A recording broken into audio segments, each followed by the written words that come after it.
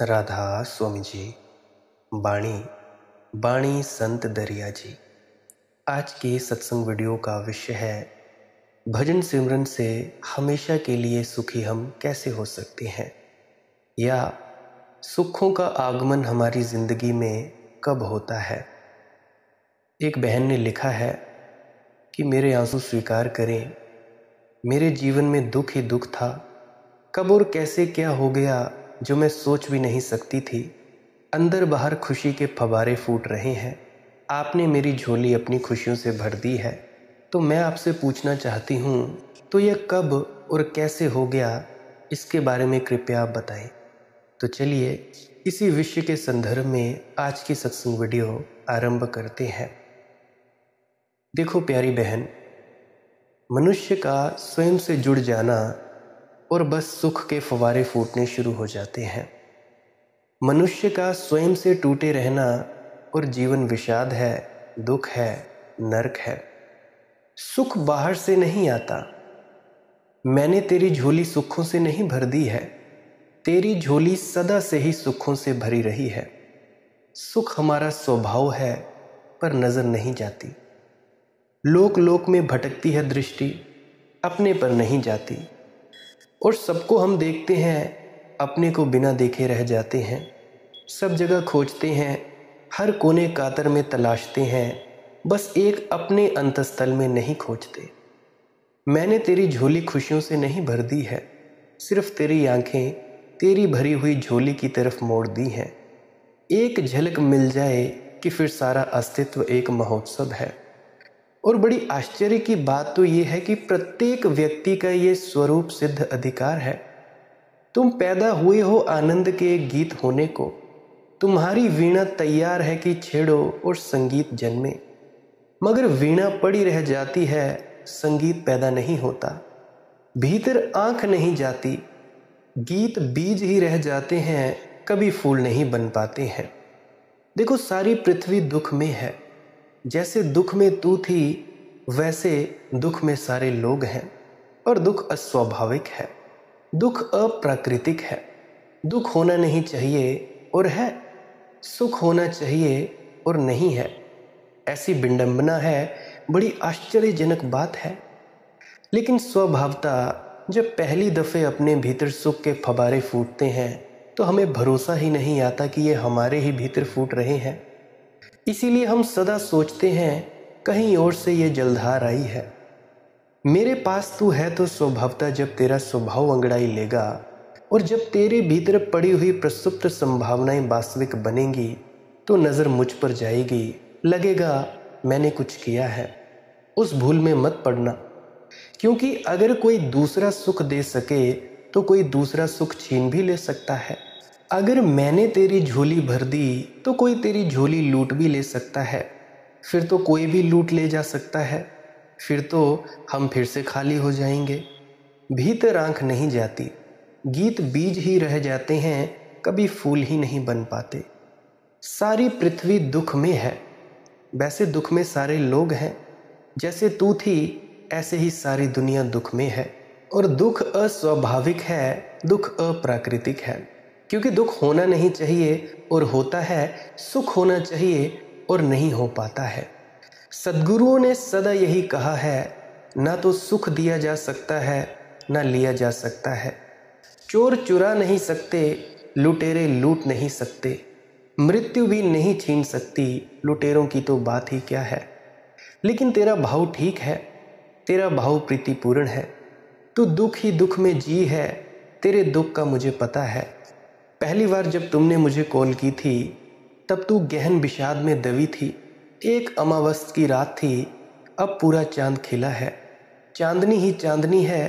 तुझे भी भरोसा नहीं आता कि इतना रूपांतरण कैसे हो गया। लेकिन फिर भी मैं तुझे याद दिलाता हूँ, मेरे किए रूपांतरण नहीं हुआ, रूपांतरण तेरे भीतर ही हुआ है। मैं उसका कारण नहीं हूँ। निमित्त भला हो, निमित्त और कारण का यही फर्क है। निमित्त का अर्थ होता है बहाना। मेरे बहाने तेरी नज़र अपने भीतर चली गई, किसी और बहाने भी जा सकती थी। कारण सुनिश्चित होता है, 100 डिग्री तक पानी को गर्म करोगे तो ही भाप बनेगा, ये कारण है। किसी और तरह से भाप नहीं बन सकता। ये निमित्त नहीं है, यह कारण है। लेकिन सुबह उगते हुए सूरज को देखकर भी भीतर सूरज उग सकता है। झील में खिले कमल को खुलते देखकर तेरे भीतर का कमल भी खुल सकता है। रात तारों से भरी हो और तेरे भीतर का आकाश भी तारों से भर सकता है।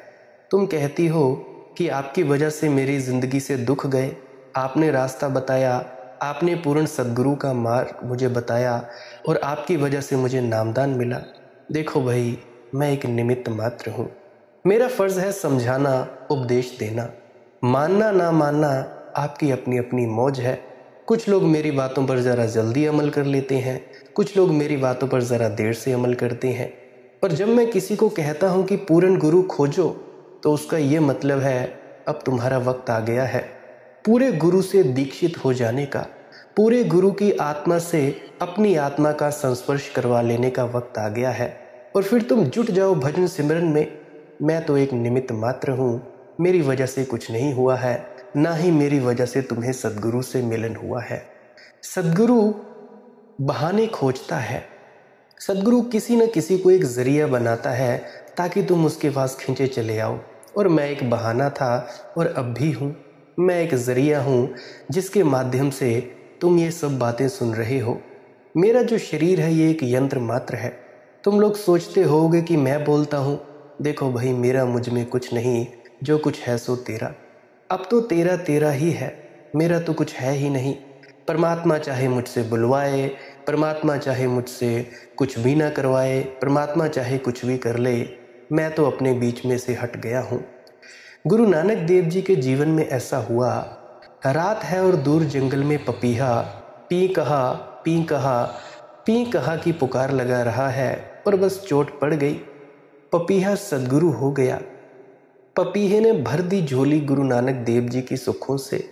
चोट पड़ गई, पी कहाँ, याद आ गई, अपने पिया की याद आ गई, अपने पिया के गांव की याद आ गई।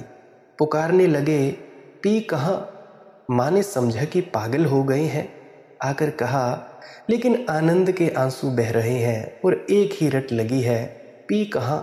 और माँ ने कहा, अब सो भी जाओ, थोड़ा विश्राम कर लो, ये क्या लगा रखा है। तो बाबा नानक ने कहा, जब तक पपीहा चुप ना हो तब तक मैं कैसे चुप हो जाऊं। पपीहा भी अभी पुकारे जा रहे हैं और उसका पिया तो शायद बहुत दूर भी ना होगा, और मेरे पिया का गांव तो कहाँ है मुझे पता नहीं, शायद जिंदगी भर मुझे पुकारना होगा। तो पपीहे से भी झोली भर गई। निमित्त निमित्त कुछ भी हो सकता है। गुरु नानक देव जी के जीवन में दूसरे निमित्त भी हैं। एक नवाब के घर नौकरी लगा दी बाप ने। ये ज़्यादा साधु सत्संग करते, इसको बचाने की ज़रूरत थी, बिगड़ ना जाए। और बिगड़ने के सब आसार थे, सब तरह से बचाने की कोशिश थी। पहले धंधे में लगाया, भेजा कि जा पास के शहर में कंबल खरीद ला, सर्दी के दिन आते हैं, अच्छी बिक्री हो जाएगी, कुछ लाभ हो जाएगा। अब तू जवान हो गया है, अब तो कुछ कर, ये राम के लिए बैठा कब तक, क्या होने वाला है। और ख्याल रखना, कमाई करनी है, कमाई पर ध्यान रहे, कंबल खरीदना है और कमाई करनी है। और बाबा नानक नाचते हुए वापस लौटे। कंबल तो एक भी ना था। पिता ने पूछा, कंबलों का क्या हुआ भाई। कहा, कमाई करके लौटा हूँ। तो रुपए कहाँ है। तो बाबा नानक ने कहा, रुपए। रास्ते में देखा फकीरों का एक झुंड वृक्षों के नीचे ठहरा था। सर्द रात बांट दिए कंबल। मैंने कहा, इससे बड़ी कमाई और क्या होगी। पुण्य लेकर लौटा हूँ, पुण्य ही तो कमाई है ना, पुण्य ही तो असली संपदा है ना। ऐसे बेटे से परेशान हो गए होंगे तो नवाब के घर लगा दिया एक नौकरी पर। नौकरी भी ऐसी जिसमें ज़्यादा कुछ उपद्रव नहीं, कुछ पैसे का लेन देन भी नहीं। सैनिकों के लिए रोज़ अनाज तोलकर दे देना है, बस वही एक दिन निमित्त हो गया बहन। कारण तो इसको नहीं कह सकते। ख्याल रखना, कारण और निमित्त का भेद तुम्हें समझा रहा हूँ। तौल रहे थे एक दिन, रोज़ तोलते थे, रोज़ नहीं हुआ, उस दिन हो गया। अगर कारण होता तो रोज़ होता। पानी तो रोज़ तुम गर्म करो, 100 डिग्री तक तो भाप बनेगा। ऐसा नहीं कि कभी बने कभी ना बने, कभी मौज तो बने कभी मौज नहीं तो ना बने। कभी कहे रहने भी दो, आज बनना नहीं है भाप, निमित्त हो तो स्वतंत्रता होती है। कारण में कोई स्वतंत्रता नहीं है, कारण में बंधन है। कारण बिल्कुल जड़ है। तौल रहे थे एक सैनिक को आटा, तोला, तराजू में डाला, 1, 2, 5, 6, 11, 12, और जब 13 पर आए तो हिंदी में तो 13 है, पंजाबी में 13। तो बस जैसे ही 13 कहा कि परमात्मा की याद आ गई, पी कहाँ, फिर भूल हो गए, फिर धुन बंद गई। इसको कहते हैं भजन, इसको कहते हैं भजन। धुन बंद गई, 13 13, तोलते गए 14 आए ही ना, तोलते ही जाएं 13 13। सैनिक भी थोड़ा चौंका और लोग भी खड़े, वे भी चौंके। उन्होंने नवाब को खबर दी कि वह आदमी पागल हो गया है, वह तोले जा रहा है, ना मालूम सबको दिए जो जा रहा है और कह जा रहा है 13 13 13। नवाब ने पूछा कि क्या हुआ भाई, लेकिन देखा, नवाब को ये देखकर भी लगा कि इस आदमी को पागल कहना ठीक नहीं, और अगर ये पागलपन है तो शुभ है। आंखों से आंसुओं की धार बह रही है, आनंद मग्न बाबा नानक।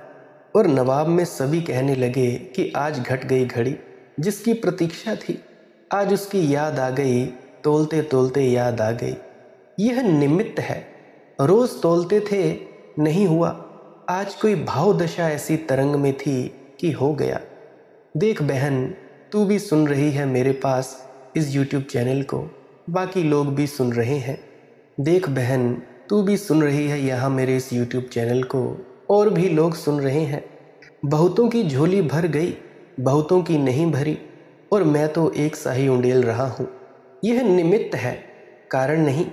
अगर कारण हो तो जो यहाँ आए मेरे इस YouTube चैनल पर, उन सबकी झोली भर जानी चाहिए। जो यहाँ आए वह आनंद मग्न हो जाना चाहिए। ज़रूरी नहीं है, कुछ तो खिन्न होकर मेरे YouTube चैनल को बंद कर देते हैं, कोई नाराज़ होकर लौट जाता है, कोई दुश्मन होकर लौट जाता है, कोई मुझे गालियाँ निकालता है। तेरी झोली फूलों से भर गई, कमलों से भर गई, मैंने नहीं भरी है, सिर्फ निमित्त हूँ। पी कहाँ की मैंने आवाज़ दी और तूने सुन ली। 13 की संख्या आई और तेरे भीतर सोई हुई कोई स्मृति जग गई जन्मों जन्मों की। तूने पूछा है मेरे आंसू स्वीकार करें।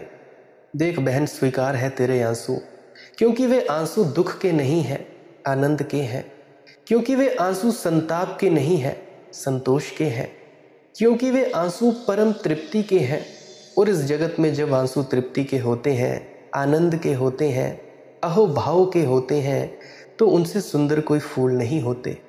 अमी झरत बिकसत कमल, उन आंसुओं में भी अमृत झरता है और कमल भी विकसित होते हैं। इस जगत में आंसू से सुंदर कुछ भी नहीं है, अगर वह आनंद में डूबा हुआ हो। आंसू इस जगत की सबसे बड़ी कविता है, महाकाव्य है, सबसे बड़ा संगीत है, सबसे बड़ी प्रार्थना है, अर्चना है, पूजा है। सब पूजा के थाल दो कौड़ी के हैं, जिसके थाल में आंसू हैं, आनंद के आंसू, उसकी अर्चना पहुँचेगी परमात्मा तक। पहुँच गई, चलने के पहले पहुँच गई, बोले नहीं कि पहुँच गई, पाती लिखी नहीं कि पहुँच रही। देखो रेशमा बहन, प्रेम परमात्मा है, बांटो। जब तुम्हारी झोली भर जाए तो बांटना सीखो, क्योंकि जितना तुम बांटोगे उतनी झोली भरती जाएगी। यह जीवन का अंतस का गणित बड़ा अनूठा है।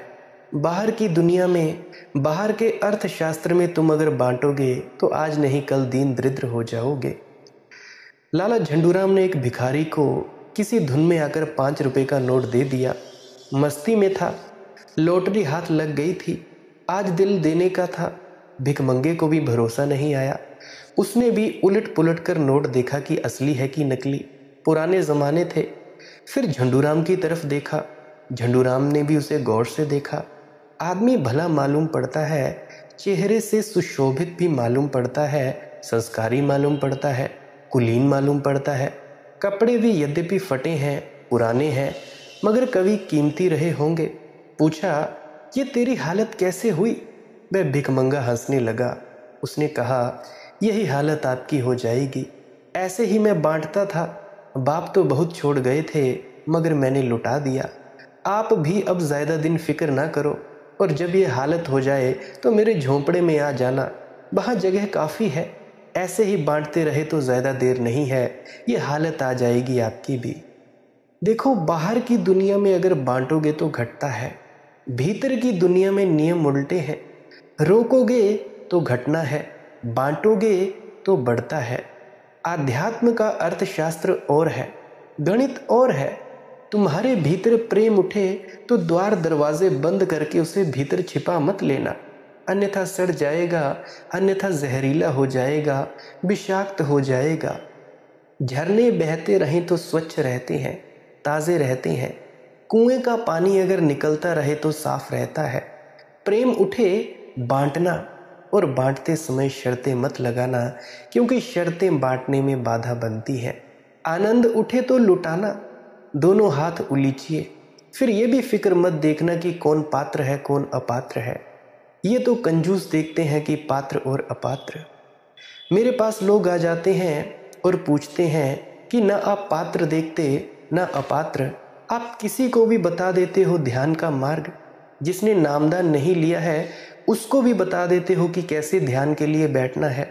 मैं कहता हूँ मैं लुटा रहा हूँ, पात्र अपात्र। मैं कोई कंजूस हूँ? इसको देंगे उसको देंगे, इसको नहीं देंगे। ये आदमी ऐसा सुबह 5 बजे उठता है कि नहीं तो देंगे, ब्रह्म मुहूर्त में उठता है तो देंगे। क्या बकवास लगा रखी है। 7 बजे उठेगा तो क्या वो व्यक्ति ध्यान में नहीं उतर सकता? दिन भर भी सोया रहे तो भी वो ध्यान में उतर सकता है। निशाचर हो तो भी चलेगा, क्योंकि जब भी मैं किसी को ध्यान की विधि बताता हूँ तो इसका संबंध इससे नहीं है कि वो कब सोकर उठे कब नहीं उठे। जब भी कोई व्यक्ति को मैं ध्यान के बारे में बताता हूँ कि भाई तुम ऐसा बैठो ऐसा बैठो, उसकी तो मैं बस तैयारी करवाता हूँ पूर्ण गुरु से मिलने से पहले। कोई 6 महीने में मेरे साथ ध्यान करता है, कोई साल के बाद, परंतु उनको नामदान अवश्य मिल जाया करता है। कुछ वक्त बाद वे पूर्ण गुरु से मिलते हैं। बैठने की आदत तो उनको पहले ही होती है। बस फिर क्या होता है, फिर वो गुरु से जुड़ते हैं, पूर्ण गुरु से, फिर वे अंतस में उतर जाते हैं। देखो, ध्यान का तो कुछ आंतरिक भाव दशा से संबंध है। जो जागे में भी जागा रहे। संत दरिया ने कहा ना, जागे में जो जागे सोए में तो जागेगा ही। जागे में जो जागे जागता ही रहे। 24 घंटे जिसके भीतर जागरण का सिलसिला हो जाए, फिर कब उठता है कब नहीं उठता क्या फर्क पड़ता है। उसके लिए सभी मुहूर्त ब्रह्म मुहूर्त हैं, क्योंकि ब्रह्म से जुड़ा है और कोई मुहूर्त तो हो नहीं सकते। तो मैं पात्र अपात्र नहीं देखता, क्योंकि मैं कंजूस नहीं हूँ। पात्र अपात्र कंजूस देखते हैं। आनंद जब फलता है कौन पात्र अपात्र देखता है। बादल जब घिरते हैं तो पापियों के घर पर भी उतने ही बरसते हैं जितने पुण्यात्माओं के घर पर। और फूल जब खिलते हैं तो एक एक नासापुट की परीक्षा नहीं करते कि पापी है कि पुण्यात्मा, कि किसके नासापुट तक सुगंध को भेजें और किसके नासापुट तक जाती जाती सुगंध को वापस लौटा लें। और जब दिया जलता है तो रोशनी सबको मिलती है, बेशर्त मिलती है। बहुत से लोग हैं जिनको मैंने देखा है कि झूठ बोलकर नामदान ले लेते हैं और कमाई बहुत करते हैं। इतनी कमाई करते हैं कि अगर कोई शराब भी पीता हो, मांस अंडा मछली इत्यादि भी खाता हो, सब छूट जाते हैं। ये है गुरु की महिमा। जब पूर्ण संत सदगुरु के पास तुम जाते हो तो क्या वो तुमसे ये पूछता है कि भाई तुम अभी मांस खा के आए हो या ना खाए हो? हाँ, पीछे तुम झूठ बोल सकते हो। जब भी तुम्हें सवाल जवाब पूछते हैं सेवादार कि भाई मैंने नहीं खाया है या मैंने बीड़ी सिगरेट शराब आदि नहीं पी है, तुम झूठ बोल सकते हो। परंतु जब तुम पूर्ण सच्चे संत सदगुरु के सामने खड़े होते हो तब वह कोई सवाल नहीं करता कि तुम क्या हो क्या नहीं हो। ये तुम्हें ही पता होता है कि तुम पापी हो या पुण्यात्मा हो। फिर गुरु भेदभाव नहीं करता। ये जो बाहर के सेवादार हैं यही तुमसे पूछते हैं, मांस तो नहीं खाते, अंडा तो नहीं खाते, शराब तो नहीं पीते, बीड़ी इत्यादि का सेवन तो नहीं करते। ये सिर्फ वही पूछते हैं। परंतु जब पूर्ण सदगुरु के पास जाते हैं वो नहीं पूछता। वो सभी को नामदान दे देता है, चाहे कोई झूठ बोल कर ले चाहे कोई सच बोल कर ले। और मैंने देखा है बहुतों की ज़िंदगी तब्दील की है। मेरे दादाजी हैं, मेरे गांव में ही हैं। वे मुझसे कहा करते थे कि भाई दीपू, जब मैंने नामदान लिया तो उसके पिछले दिन मैं शराब की पूरी पूरी बोतलें पी के गया। तो अगले दिन जब मैंने नामदान ले लिया, महाराज चरण सिंह जी से उनको नामदान मिला। जैसे ही मुझे नामदान मिला, घर आया तो मैंने सब बोतलें अपने छोटे भाई को दे दी। अक्सर फौजी थे, रिटायर्ड फौजी, तो अब फौजियों के घर पे शराब ना हो, कभी कभी कुछ के घर नहीं होती, अक्सर सभी फौजियों के घर में शराब की बोतलें पाई जाती हैं, कैंटीन की शराब। तो उनके घर में जो शराब की पेटी थी उन्होंने सब अपने छोटे भाई को दे दी, कुछ फेंक दी, कुछ तोड़ दी। और आज तक उनको करीब करीब कोई 30-40 साल हो गए नामदान लिए, आज तक उन्होंने कभी नशा नहीं किया। ये भी हो जाता है, ये सद्गुरु की महिमा है। देखो रेशमा बहन, तेरी झोली भरी है, बांटना लुटाना, वे शर्त बांटना और चकित होकर तू पाएगी, अवाक तू रह जाएगी कि जितना बांटा है उतना बढ़ता है। यही सुखी होने का रहस्य है। इधर तुम बांटो, उधर भीतर के अनंत स्रोत बहने शुरू हो जाते हैं। कुएं और हौज का यही फिक्र है। हौज में से कुछ निकालोगे तो कुआं नया हो जाता है, खाली नहीं, नई जलधार बह रही है। पांडित्य हौज जैसा है, प्रज्ञा कुएं जैसी है। तेरे भीतर प्रज्ञा का जन्म ही हो रहा है, बोध का जन्म हो रहा है। ध्यान की पहली हवाएं आने लगी हैं, बसंत के पहले पहले फूल खिल गए हैं। सूचक हैं, बड़े सूचक हैं। बांटो, जितना बांट सको उतना कम है। तूने लिखा, आपने मेरी झोली अपनी खुशियों से भर दी। अंदर बाहर खुशी के फब्बारे फूट रहे हैं, मगर हृदय में गहन उदासी है। स्वाभाविक है, जो मुझसे जुड़ेंगे उनकी सांस मेरी सांसों से जुड़ गई। मुझसे दूर होना पीड़ादायी होगा, लेकिन संभालना, इस पीड़ा में डूबना नहीं, इस पीड़ा को चुनौती समझना, इस पीड़ा को भी विकास का एक आधार बनाना, एक सीढ़ी बनाना। मुझसे मिल ना सकोगे, इसमें एक पीड़ा है, क्योंकि मेरे पास इतने पर्याप्त रिसोर्सेज नहीं है जिससे कि आप मेरे पास मिलने आ सको। मैं तो कॉल पर ही बातचीत कर सकता हूँ या मैसेज इत्यादि से ही आपसे बातचीत कर सकता हूँ। मेरे जीवन का दर्द न आएगा, चाहे जितना भी मन घबराएगा। मुझको कुछ ध्यान तुम्हारा भी तो है, वैसे तो घायल दिल कुछ गाता ही, दुनिया को अपना दर्द सुनाता ही। पर फूट ना पाएंगे अब स्वर मेरे, मर्यादा ने सी दिए अधर मेरे। अधरों पर कोई गीत ना आएगा जो तुम्हें दूर से पास बुलाएगा। संयम का मुझे सहारा भी तो है, मुझको दीवाना किया बहारों ने। एहसान किया है मुझ पर तारों ने, जिसकी मुझको हर बात सुहाती है। चांदनी गीत मुझ पर बरसाती है। तुम कहाँ चांद के पास ना जाऊंगा, अंधियारे चुप हो जाऊंगा। मुझ पर एहसान तुम्हारा भी तो है, चांदनी सभी तो पास बुलाती है। मैं ही क्या सारी दुनिया गाती है।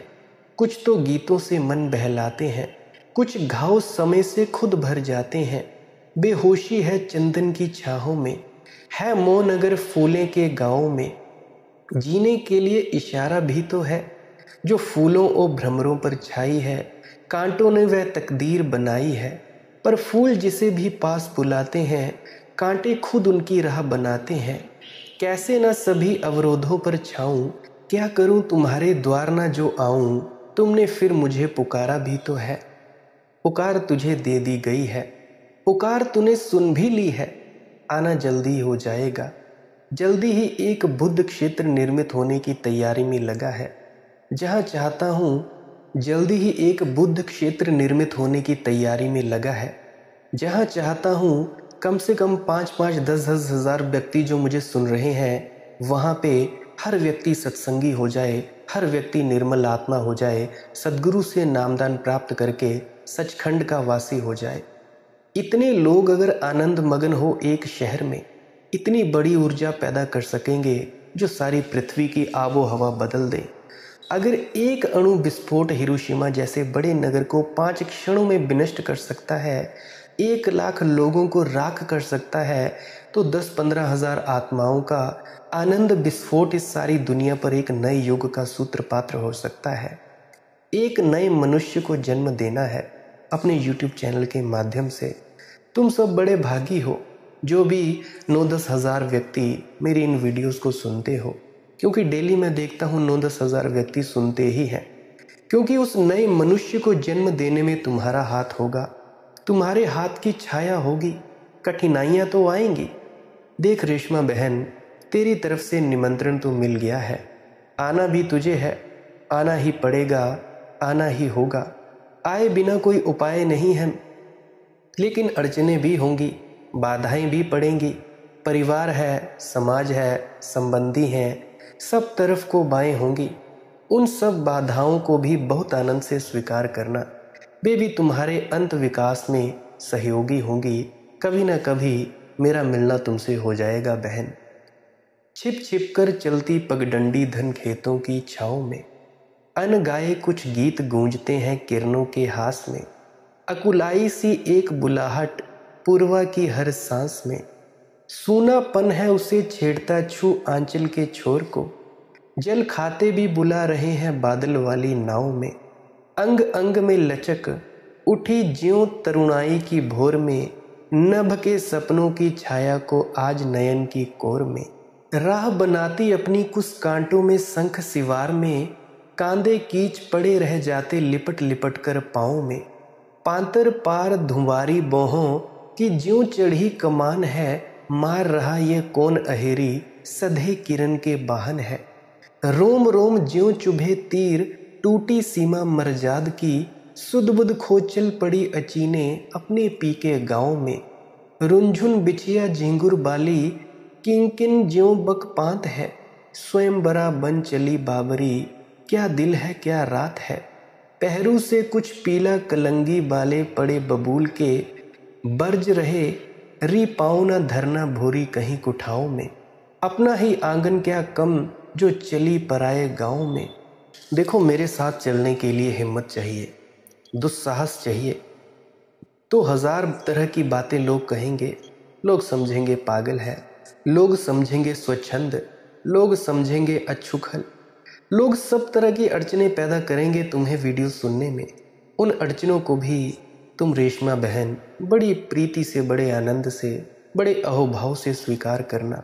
तुम वीडियो सुनना मत बंद करना, क्योंकि मेरे देखे राह में पड़ी सारी बाधाएं सीढ़ियां बन सकती हैं, बननी ही चाहिए। वही तो जीवन की कला है।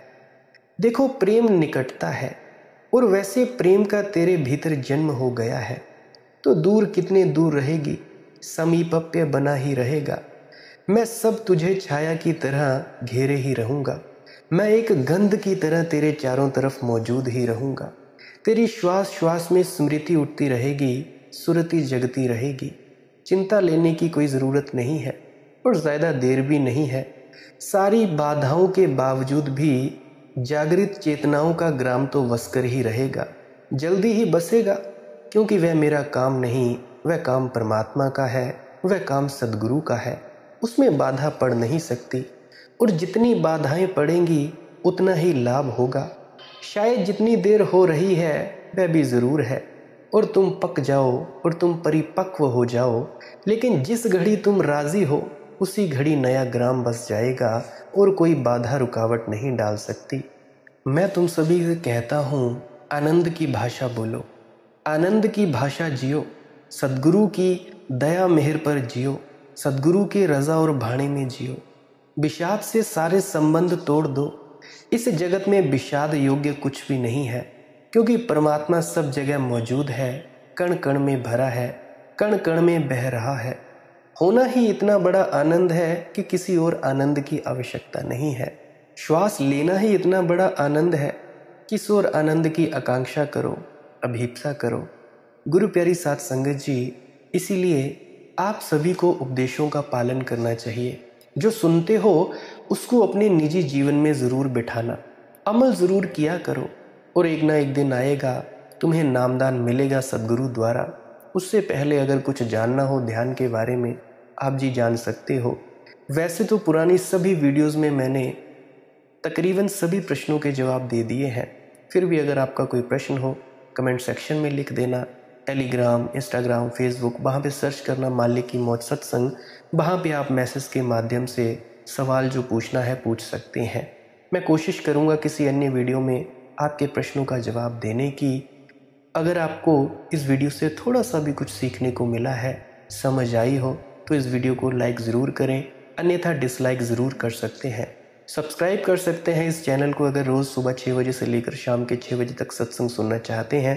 अन्यथा आप लोग रोज़ सर्च कर लिया करें मालिक की मौज सत्संग, जो भी नया सत्संग अपडेटेड होगा तो आप जी सुन सकते हैं। अगर कभी सत्संग ना डला हो तो मेरी प्रार्थना है आपके चरणों में कि आप जी पुरानी सत्संग वीडियोस को ही अवश्य सुन लिया करो।